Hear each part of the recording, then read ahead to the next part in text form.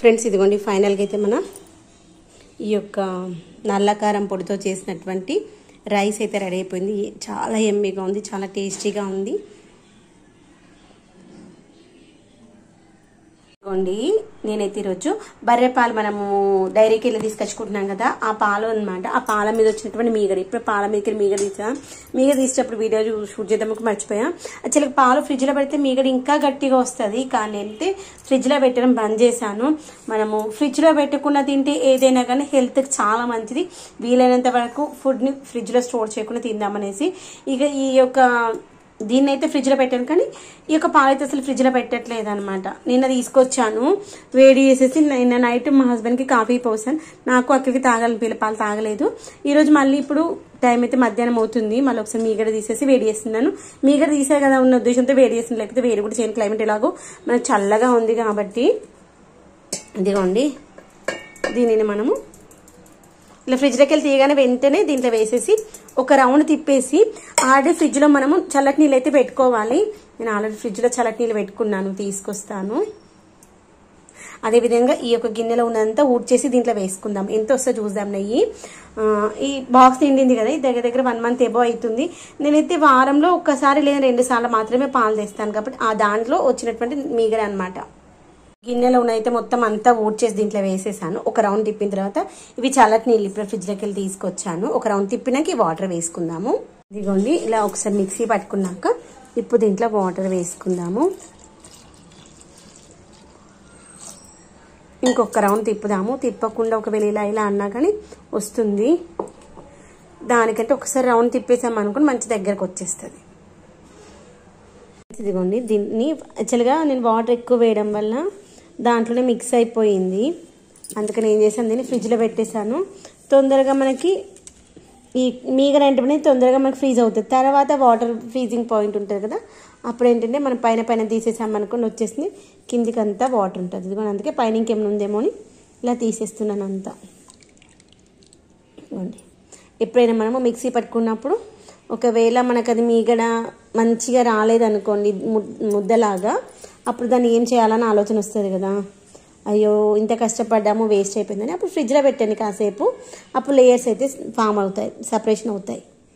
అప్పుడు పైన లేయర్ తీసేసుకోండి. పైన లేయర్ అనేటువంటిది మనకి మీగడ అవుతుంది, కింద లేయర్ అనేటువంటి వాటర్ అవుతుంది. అంతే, ఇంకా అంతే మించి అక్కడ ఏమి ఉండదు.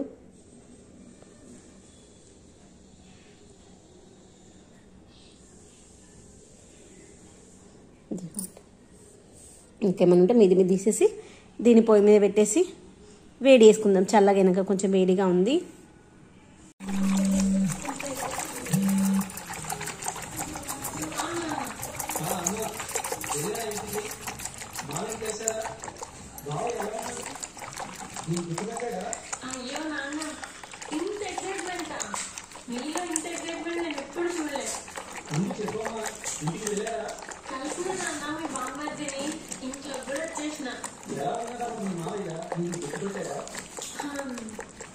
గుర్తుపట్టలేదు కానీ నాన్న అమ్మ మామయ్య ఇద్దరు ప్రింట్ జిరాక్స్ తెలుసా, బుద్ధిలో కానీ పొలికల్లో కానీ అచ్చం అమ్మ తీరే.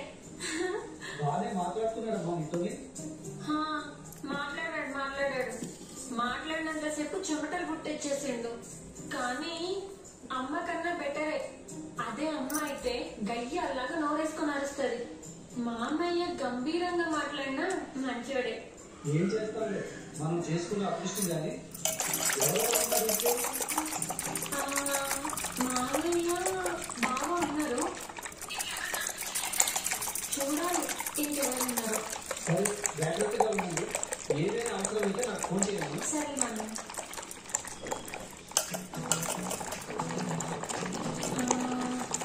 అవును శృతి, మా మామయ్యకి ఇద్దరని చెప్పారు మా డాడీ. ఒకరినైతే చూసాము, మరి ఇంకొకరు అబ్బాయి అమ్మాయి. ఇదే కన్నాడు ఎందుకంటే వచ్చింది. ఒకవేళ అమ్మాయి అయితే ఎట్లుంటది, అబ్బాయి అయితే ఎట్లుంటాడు?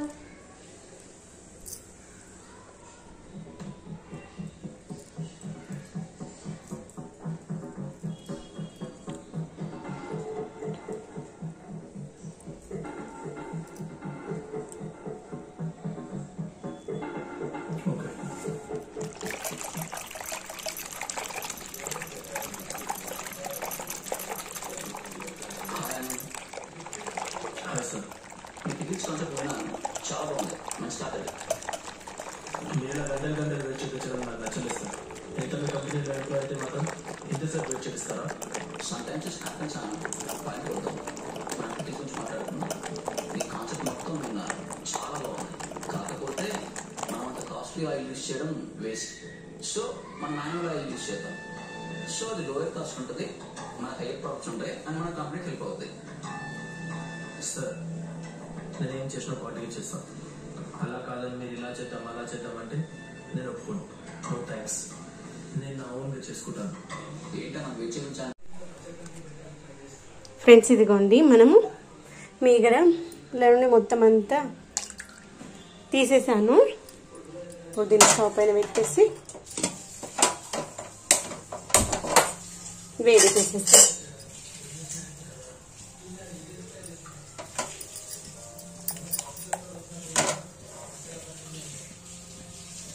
మంచిగా వేడి నెయ్యి అయితే కాగుతా ఉంది. ఆ నురుగ పోవాలి, అప్పటి వరకు మంచిగా వేడి చేసుకోవాలి. ఈ పాలలో నుండి తీసిన మీగడని ఇంకా మీగడ ఉంది చూసారా, చూద్దాం ఎంత వస్తుందో. ఇదిగోండి నెయ్యి వేడి అవుతున్నప్పుడు 2 లవంగాలు వేసేసుకున్నాము.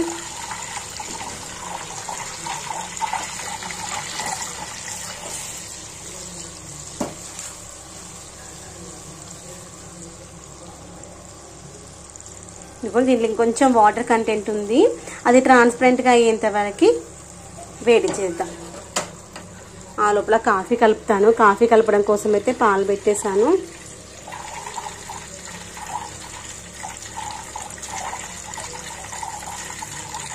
చూద్దాము, ఇదే ఫస్ట్ టైం అన్నమాట నేను బర్రె పాలు తీసుకొచ్చి నెయ్యి తయారు చేయడము. చూద్దాం ఎలా వస్తుందో. ఇదైతే కలిపేస్తాను. పాలు కప్పు పెట్టేసుకున్నాను. ఫ్రెండ్స్ ఇదిగోండి నెయ్యి అయితే అయిపోయినట్టే. ఇదిగోండి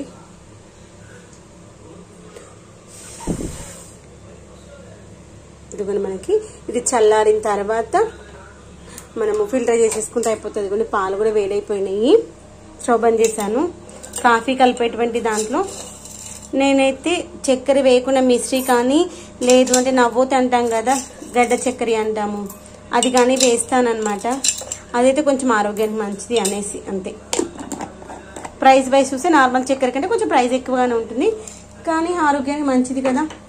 నవ్వోతు అంటాం కదా తెలంగాణ వాళ్ళం, ఆ నవ్వోతు.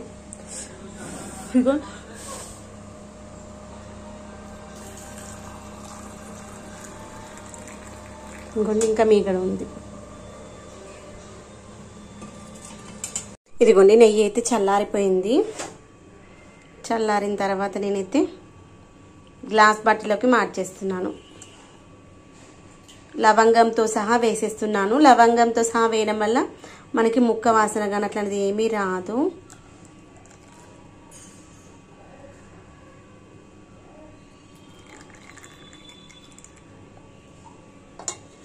కసిపిల్ల సెట్ చేసి మిగిలింది కూడా మొత్తం సెట్ అయిపోతే తర్వాత మళ్ళీ పోసేయచ్చు. ఇదిగోండి మంచి స్మెల్ వస్తుంది. కానీ ఇవాళ రేపట్లో దేని నమ్మాలా దేని నమ్మొద్దా అర్థం అవట్లేదు తెలుసా. నాకు ఇప్పుడు నా చేతిలో నేను తయారు చేసిన నెయ్యి కానీ ఆ పాలల్లో ఏమైనా కలిపితే కూడా అది మనకు మీగరలాగా వచ్చేసి ఇలా నెయ్యిలాగా అవుతుందేమో అని అదొక అపోహ అనిపిస్తుంది. అంతా కల్తీ రాజ్యంలో బతుకుతున్నాం కదా, అందుకే అట్లా అనిపిస్తుంది. నెయ్యి అయితే స్మెల్ వావ్ అన్నట్టయితే ఏమీ లేదు. Okay not bad. ఏమో అయితే నేను నల్ల కారం పొడి ఉంటుంది కదా, దాంతోనైతే పోపన్నం చేస్తున్నాను. సూపర్గా ఉంటుంది, హెల్దీ కూడా. ఫస్ట్ అయితే ఆయిల్ వేసా. ఆయిల్ పల్లి నూనె వేసుకుంటే సూపర్గా ఉంటుంది. అందుకనే ఇదిగోండి గ్రౌండ్ నట్ ఆయిల్ అయితే తీసుకున్నాను, ఫ్రీడమ్ వాళ్ళది.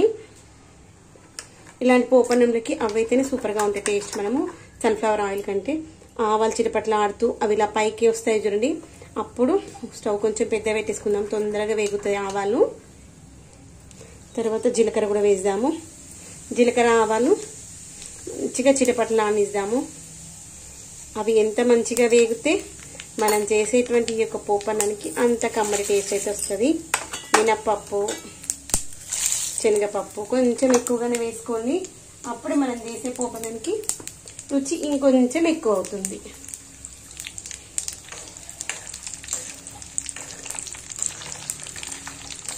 ఇలా కలిపేసి వేగుతున్నప్పుడే పచ్చిమిరపకాయలు కూడా వేసేసేయండి. ఈ యొక్క పచ్చిమిరపకాయలు మంచిగా వేగాలి తాలింపులో, అప్పుడు మంచి టేస్ట్ అయితే వస్తే గుర్తుపెట్టుకోండి. అవి వేగే లోపల మనం ఈ యొక్క కరివేపాకును వాటర్ లెక్క తీసి పక్కన పెట్టేసుకుందాము. వీటిని చుంచి వేసుకుందాము, అప్పుడే టేస్ట్ అయితే బాగుంటుంది. కరివేపాకు కొంచెం ఎక్కువగానే వేస్తున్నా, ఆల్రెడీ మన నల్ల కారపొడిలో కూడా కరివేపాకు చాలా ఎక్కువగా ఉంటుంది, టేస్ట్ మంచిగా ఉంటుంది. వేగనిద్దాము, ఆ లోపల దీన్ని చుంచేసి వేస్తాను. ఇప్పుడైతే కొంచెం సాల్ట్ వేసాను, మనకి నల్ల కారం పొడిలో ఉన్నటువంటి సాల్ట్ కాకుండా రిమైనింగ్ సాల్ట్. తర్వాత ఇంగువ వేస్తున్నాను.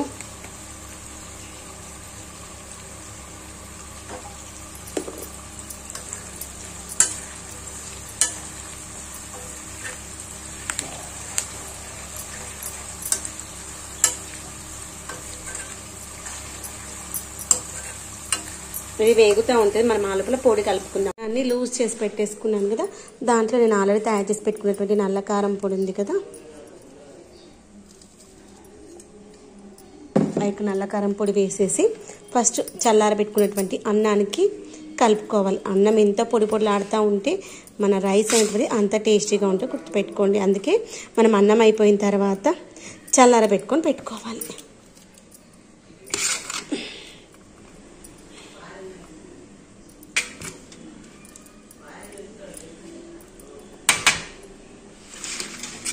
ఇలా వెడల్పుగా ఉన్నటువంటి ప్లేట్ స్పూన్ తీసుకొని అన్నాం అనుకోండి, మంచిగా వస్తుంది.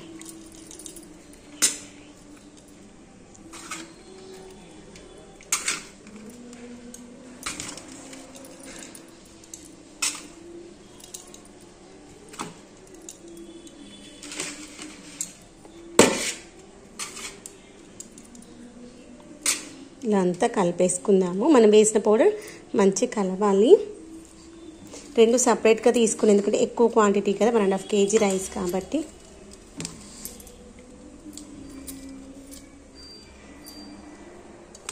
ఇలా మంచిగా కలిపేసుకుందాము. ఇలా నేను ఎక్కువ క్వాంటిటీ చేసి పెట్టుకుంటాను అనమాట. ఇదిగోని ఇంకా కొంచెం ఉందంతే. అలా చేసుకున్న పొడి దోశలకు కానీ అన్నంలకు కానీ దేనికైనా బాగుంటుంది. ఇలా ఒక పెద్ద బాటిల్ ఇలా తీసుకుని తర్వాత ఇలా చిన్న బాటిల్స్కి ట్రాన్స్ఫర్ చేసుకుంటాం. అదేమో దోశల పైన స్ప్లిల్ చేయడానికి, అదేమో మనం అన్నం కానీ దేని తింటప్పుడు పెట్టుకోవడం కోసం అట్లా పెట్టేసుకుంటాం అనమాట. పోపు చూసేది మనకి ఇక్కడైతే మంచిగా వేగడం అయితే స్టార్ట్ అయిపోయింది. మిరపకాయలు ఇలా మంచిగా మగ్గితే మనము ఆ మిరపకాయలు తిన్న టేస్ట్ చాలా బాగుంటుంది. నాకు అలా మిరపకాయలు ఇష్టం. మీరు ఎంతమందికి ఇష్టం చెప్పండి. పసుపు వేసుకున్నాము. ఇంకా మనం తయారు చేసుకుంటే నెయ్యి, ఇది వచ్చేసి మనకి 250 గ్రామ్స్ది 200 గ్రామ్స్ వరకు వచ్చింది నెయ్యి. ఏమో నాకు అది నెయ్యి కూడా నెయ్యేనా అనిపిస్తుంది. ఈ రోజులో దేని నమ్మకుండా ఉందిగా.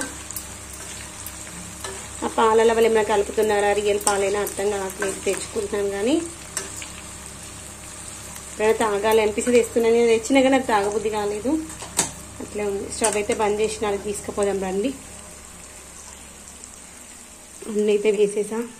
ఒక్కోసారి మీతో మాట్లాడితే కొన్నిసార్లు మర్చిపోతాను, ఏదో నెయ్యడం మిస్ అయిపోతుంది. ఇంగు వేసా కదా, మంచి కమ్మటి వాసన అయితే వస్తుంది తెలుసా. మమ్మీ డైనింగ్ టేబుల్ చూసి భయపడకండి.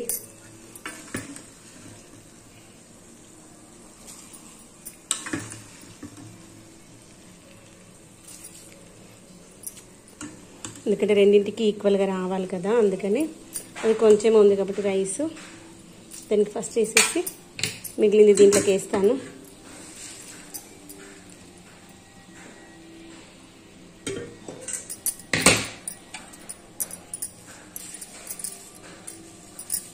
తర్వాత ఇలా మంచిగా కలిపేసుకుందాం. మనము ఇలాంటి పోపలనాలు చేసుకున్నప్పుడు వెల్లుగా ఉన్న స్పూన్తో కలిపితే అన్నం అటువంటిది విడివిడిగానే వస్తుంది, మెత్తగా కాదు, గుర్తుపెట్టుకోండి. ఇలా అంటూ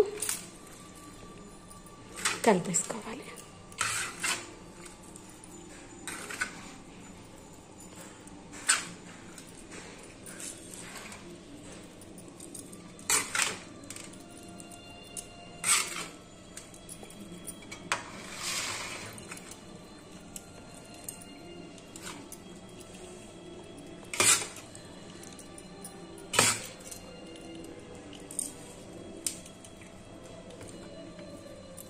ఇలా అంతా కలిపేసుకుందాం అది ఇది కూడా